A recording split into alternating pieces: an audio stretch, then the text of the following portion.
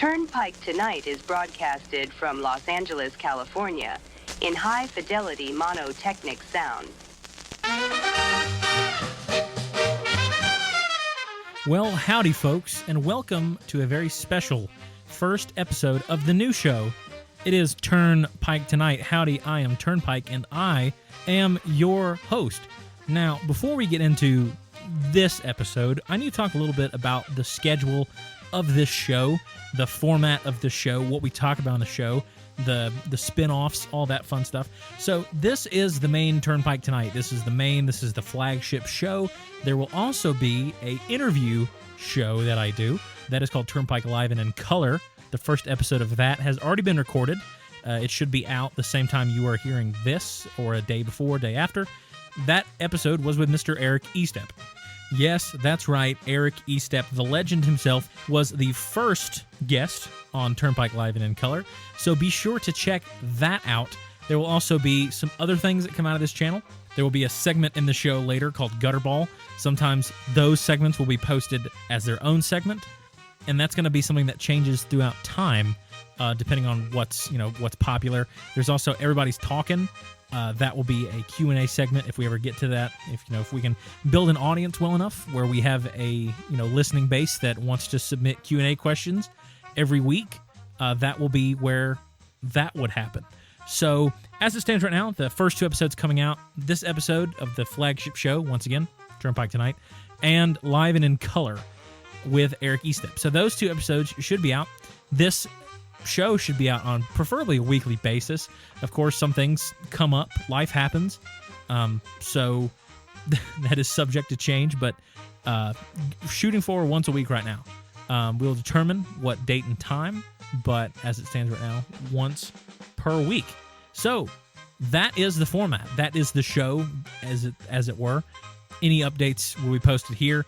Also, we have a new Twitter that is just for the show, so be sure to follow that if you want updates. Once again, that is at Turnpike Tonight. Ta-da! All of the Turnpike shows, this one in color, the educational specials I hope to do sometime, wink. All of those updates will be posted on the Turnpike Tonight Twitter page, and then I will probably retweet those on my main account at Turnpike_. So follow along with that if that is something you would like to do. We'll post some other stuff there. We might post question threads for whenever if we get to start doing Everybody's Talking, the Q&A show. So yes, looking forward to that. Looking forward to this. Thank you so much for joining me for this first episode. I know it might be a little hectic, might be a little unorganized because it is the first one.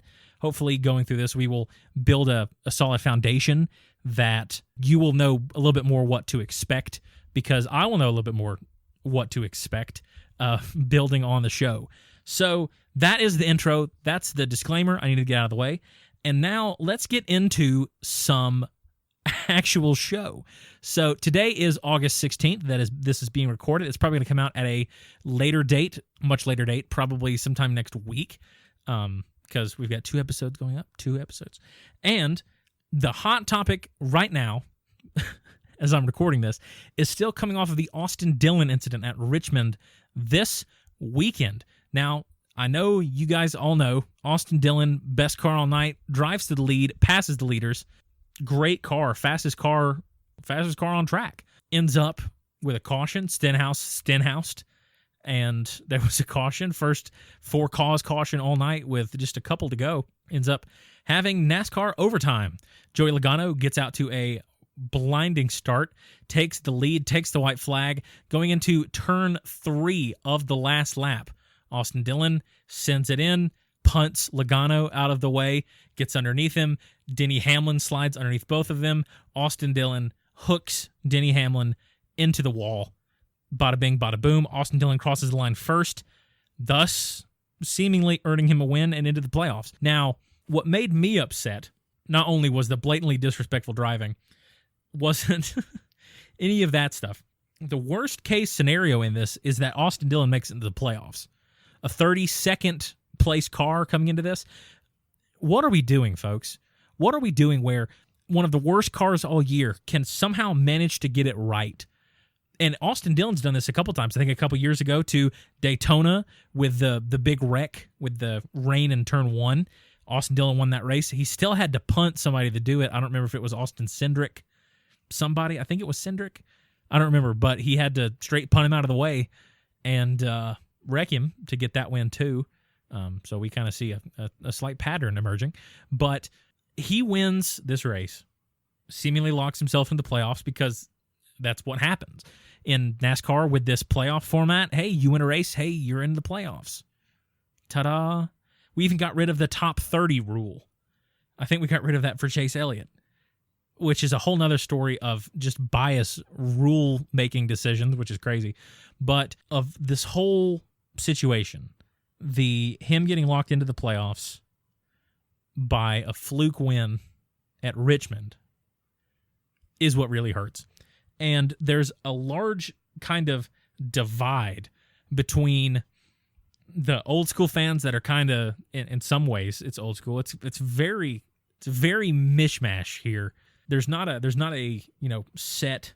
Oh well, if you think this, then you think this. But a lot of I've noticed older fans have been kind of hey, that's NASCAR. Whatever that means.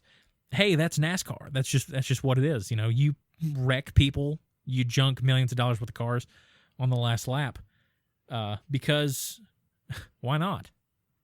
They would do it to you or something like that.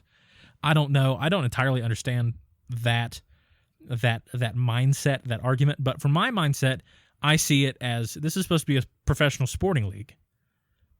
In what other sporting league it's basically a flagrant foul. If I make a touchdown in the Super Bowl and I did that by, I don't know, breaking the cornerback's leg. If I pull out a pipe and break his leg, I scored a touchdown. But no, it's a flagrant foul.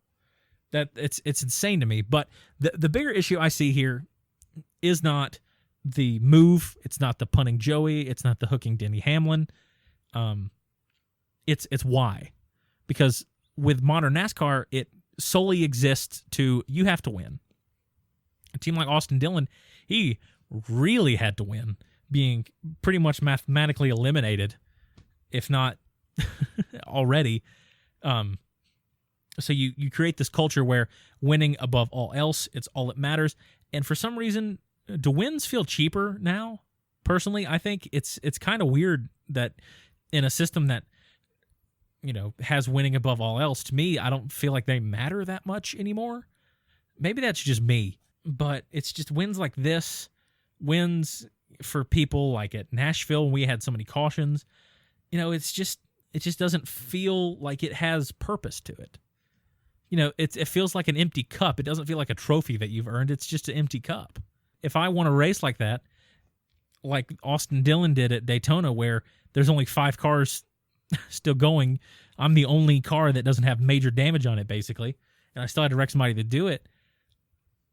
How do you sleep after that? It's like, yeah, you won, but I wasn't the best. I wasn't second, third, fourth, fifth best. It's kind of like I kind of wish NASCAR we could make a stat. I think about in baseball you have earned runs, unearned runs, and I feel like in NASCAR there are times where there's wins, unearned wins, earned wins, saves. It's crazy. Of course it doesn't work, but I would probably technically throw the Austin Dillon win in unearned because he was beat. He won. What'd he do to do that? He was beat.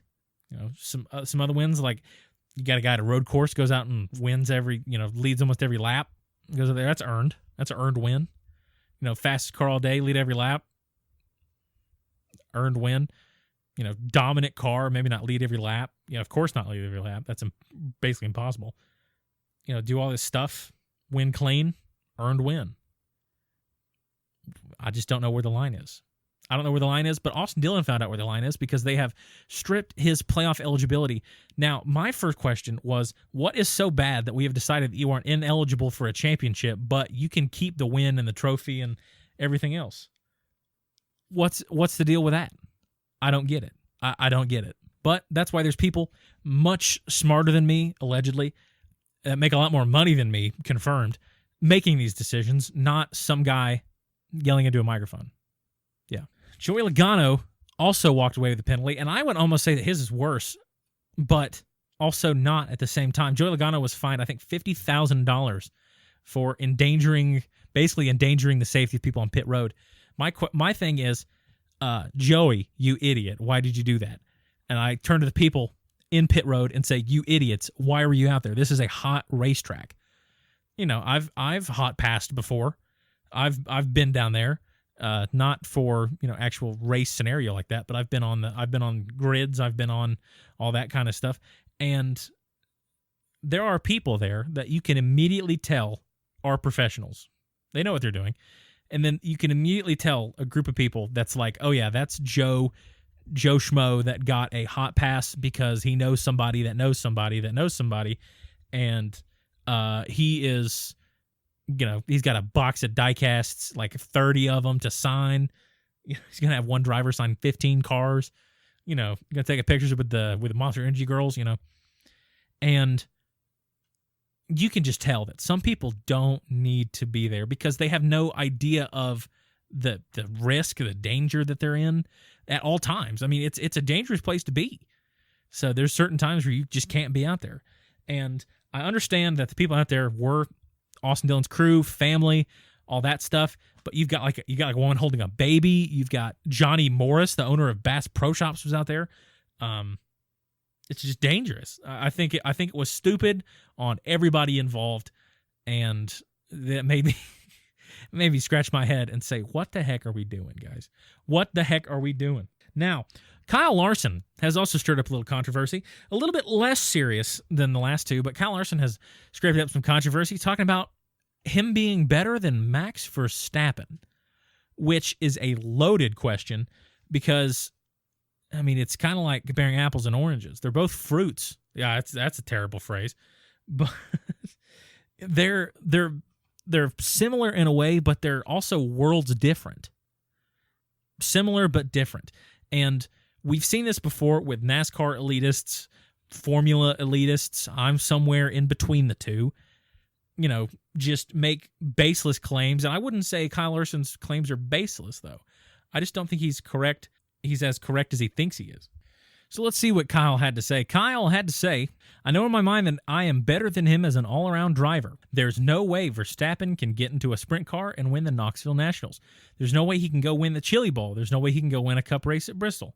There's probably no way I can go win a Formula One race at Monaco, but I think I'd have a better shot of doing what he does, than him doing what I do just because of the car element. That gives me ease and confidence that, like, I know I'm better than him. Maybe not in an open wheel car or in Formula One car, but that's one discipline. I think I would beat him in everything else. You can quote that. What is incredible. Now, if this is all a marketing scheme to, you know, swing at the king, swing at the king, you better not miss. But what a quote.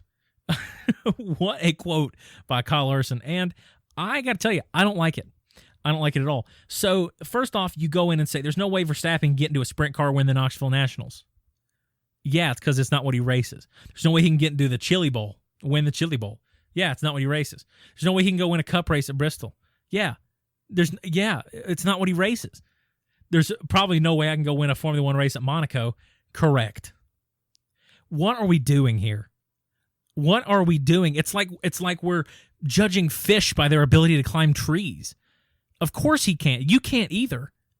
You can't either. Yes, of course, if Max Verstappen, who is very used to a car that is responsive, articulate, has, super big downforce, super big grip, he goes to a car that has none of that, yeah, he's probably going to struggle because all of a sudden the mental side of it is completely different. And I think that's a big thing that we're missing here is the mental side is completely different. Is he physically capable of doing it? Of course. I would give Max Verstappen a great shot to, be competitive in it. And I would give Kyle Larson a good shot to be competitive in the other way around. But what are we doing here? Why are we insulting Max Verstappen all of a sudden? It's, I can do something he can't do. I've practiced it all my life. He hasn't. Of course you can do it. What? I understand a lot of people really, really disagree with my take because NASCAR elitists, hate Formula One elitists, and they hate Formula, and they hate how successful, they hate how popular it is, they hate how many fans they've got, they hate the money they make. What are we doing? What are we doing? So, great article by Planet F1. Kyle Larson's better than Max Verstappen claim met with a cry in a corner response. I'm not going to attempt to say his name, but his name's Tom. He was a Dutch racer turned Formula One analyst. He said that if you say that, then I don't think you know what's going on in the world besides the bubble he's in America. Well said. Well said. And that's the thing. NASCAR drivers tend to kind of live, NASCAR, fans, drivers, tend to kind of live in a bubble. Not a lot. Not all of them do, of course, but a lot of them do. I try to watch. I'm a big open wheel guy. It's kind of my main thing. Open wheel. I love Australian supercars. That's probably my pure racing product favorite series because it's exactly what I want in a racing series. Of course, Formula. I'm actually more of a Formula 2 guy as far as racing product. But we live in this bubble where I just don't understand what people are thinking. It's this, NASCAR drivers, the best drivers in the world. And I think there's a great legitimacy to that. We have the most diverse schedule of anybody in the world. We have ovals, short tracks. We had a dirt track, street course, road course.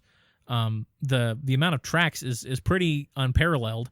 And even within those subcategories of short track, they're not all the same. Ovals, quarter mile and a halves, they're not all the same. Super speedways, they're not the same. There is a great amount of supporting evidence for how that NASCAR drivers are very, very, very, very good, world class.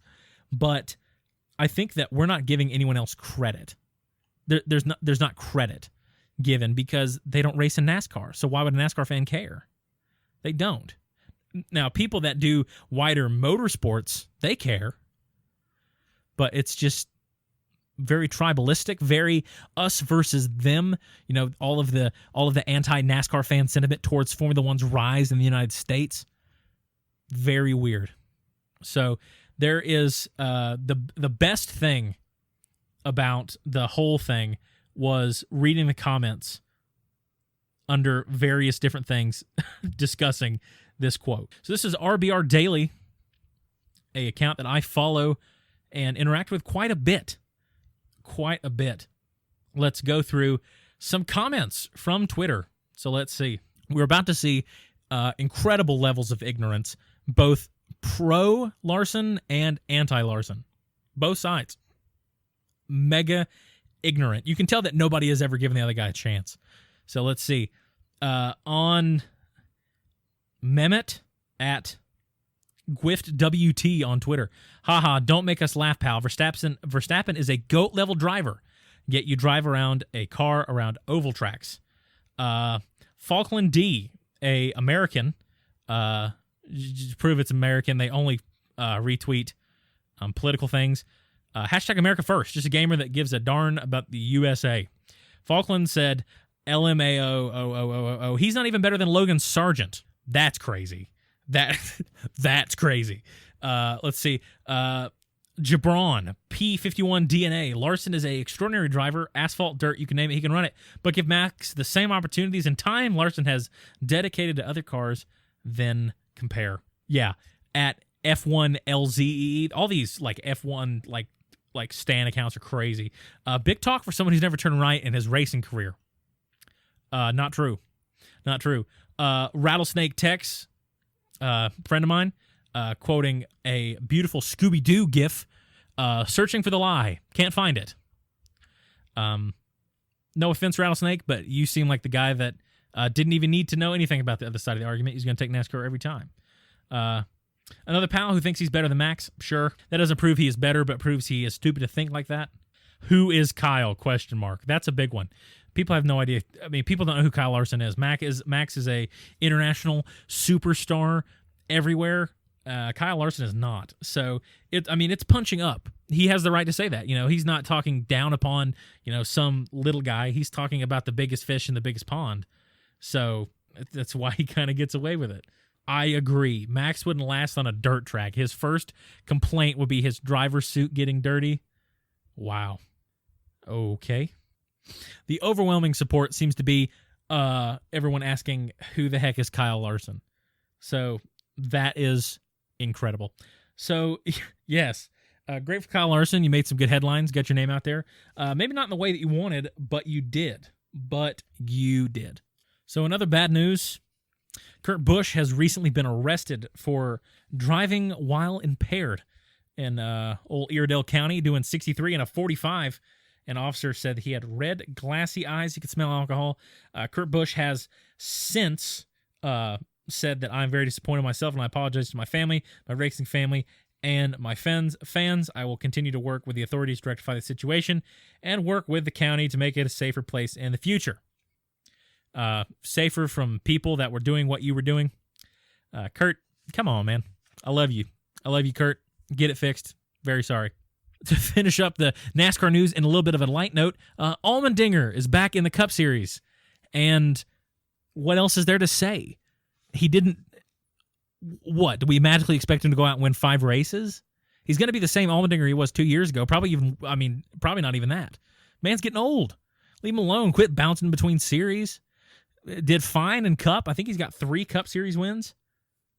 Move him back down because of funding, assumedly, just to bring him back up. What are we doing, folks? What are we doing? Now, I don't want to sound like a AJ Allmendinger hater, but I'm definitely not an AJ Allmendinger lover. Has shown me nothing this year in Xfinity. I understand Kaulig has not been good. They haven't told Shane Van Gisbergen, who is the GOAT, by the way, they haven't let him know that. He's been doing really well, especially since this is his first time on ovals, first time in Xfinity full-time. Shane has been, knocking it out of the park. AJ Allmendinger, I kind of forgot he was even there. So we'll see what he does going back to Cup. He might shock me, and if he makes me look like an absolute idiot, even better. I hope he does. I hope he comes back and wins 32 races. Why not? I mean, I would like to see you giving a, unproven driver a chance. We got all these guys waiting around for a chance. Give them a chance.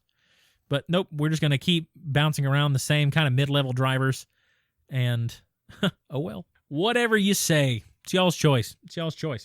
And now, it is time. The first time we're ever going to debut this on the show. It is the debut of the new segment. It's a segment called Gutterball. Not mad, just disappointed. So, being the first Gutterball is a huge honor. It is my honor to recognize the first Gutterball recipient, first Gutterball subject, and that is the Chicago White Sox. Yes, we are stepping outside of NASCAR. This is the segment of the show where we step out of NASCAR, and we got to talk about the Chicago White Sox. Friends, it has been abysmal. For those of you that don't watch baseball, some of this, might not be in language you can understand. I'll try my best. Let me explain it to you in a way you can understand. The Chicago White Sox are basically baseball Quinn Houff. There's just nothing. There's nothing to say. It's just no highlights, all lowlights. Wow. So my numbers are slightly out of date. But the projected finish was going to be 38 wins to 124 losses. That is a .235 winning percentage. That is horrid. The most losses in modern MLB history was the 62 Mets. The 1962 Mets, they lost 120 games. So on pace, they at least were. The last couple days are not factored into that, but they were on pace to beat the all-time losses record by 4 losses. 4 more wins for the Mets. And you can't even really give them a pass to be worse than those Mets, because the 1962 Mets, 1962 Metropolitans, it was an expansion kind of thing. They didn't have a choice of players. They didn't, very low. They eventually got better, but that's the first year of a brand new organization. They really struggled. They got back to going, and we know where they are now. But that is horrid. They're getting very close. The lowest batting average in MLB history is the 1910 also White Sox. They batted .211, not good as a team. .211 as a team is not good. And currently, the White Sox are kind of batting around the .216 mark. Once again, these are a few days older. It's ridiculous. You've got some bright spots. Garrett Crochet, Luis Robert, shown a little bit of life, maybe. And even still, they're not even some of your highest. Vaughn is hitting a .241. That's your leading batting average. DeYoung, 18 home runs. Vaughn, 52 RBIs, and Vaughn with 102 hits. It's not good. It's not good, folks. It is not good. Pitching has also not been good. Sitting at a 4.85 ERA as a team. You've got some people that have some ridiculous numbers. Woodford has a 10.8 starting ERA. Back to the same question I've asked several times tonight. What are we doing? What is happening? They had two of the longest losing streaks in MLB history. I think 17 and 21 games. If you took those two streaks out of their record, you erase those games, they would still have the worst winning percentage in the league. That's bad. That's awful, embarrassing, and that's worthy of a gutter ball. Well, getting out of the drab, good news. Football is starting back soon. Your local high schools will be starting football probably the week that you're hearing this. College starts not long after that, and then the NFL will be back before you know it. And I don't know. I'm cautiously optimistic for this NFL season. I've kind of been stepped away from football the last couple of years. Especially after the retirement of my hero, Drew Brees, my GOAT. But trying to slide back into it this year. It's kind of weird having to readjust myself. When I was a kid and I first got into football, I was that kid that could name like every starting player on every team. I can't do that anymore. I've fallen so far behind. But I am excited to see some of the rookies. I'm really excited for he was my favorite college player last year, Bo Nix, out of the University of Oregon. Before that was at the University of Auburn. Big Bo Nix fan, so I'm excited to see what he can do in Denver. I really didn't expect him to go that high in the draft, and I don't think he's worthy of that pick. Shocker, I'm sorry. But I am excited. I'm also excited for probably my favorite player, coming out. I'm kind of riding with a new guy is Leatu Latu for the Colts. That's my guy this year. I don't know why. I just have gotten hooked to him. And Leatu or die. What can I say? I ride with the Samoans. I've got a Samoan football player. I'm a fan of the tribal chief. All them guys, Jacob Fatu, the tribal chief, and Jacob. I'm not saying that Jacob Fatu is the tribal chief, but if Samoans are involved, chances are I'm rooting for the Samoans. True story. Well, time is running out, but I wanted to give you a quick little recommendation. Today, actually, the full album of Post Malone's F1 Trillion came out. It is it's pretty darn good. I would highly recommend listening to that. Of course, Had Some Help has been out.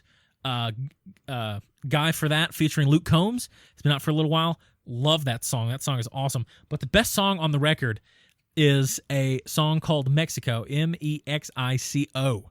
Mexico, featuring the one and only Billy Strings. And being a bluegrass guy, I was gonna float to that one. It's really, really good. So check out Mexico. Check out all of F1 Trillion. Post Malone, so good. If you haven't listened to some of his old country covers, he did I'm Gonna Miss Her by Brad Paisley. He also did You Can Have the Crown by Sturgill Simpson. That one is probably my personal favorite. Look those up on YouTube. I think he was actually playing with Dwight Yoakam's band. It was for a fundraiser, I believe. Very, very good. So, yeah, I recommend you check that out because I'm loving it. I am loving it. Anyway, folks, that is it. This has been the first episode of Turnpike Tonight, so forgive, might be a little short or a little longer than we average. But either way, I am so excited that you've decided to pick up this journey with me, and I hope that you will tune back in for the next episode. Anyway, thank you so much. I'm Turnpike, and I'll see you soon. Turnpike Tonight is recorded in the Right Side Studios, just south of Sunset at 732 Colfax Boulevard, Los Angeles, California. All comments and concerns can be made out to Shannon Perry at Hollywood, 10100. For advertising inquiries, contact Lorna Pattison at Hollywood, 92800. Turnpike Tonight is an affiliate of Right Sides Media.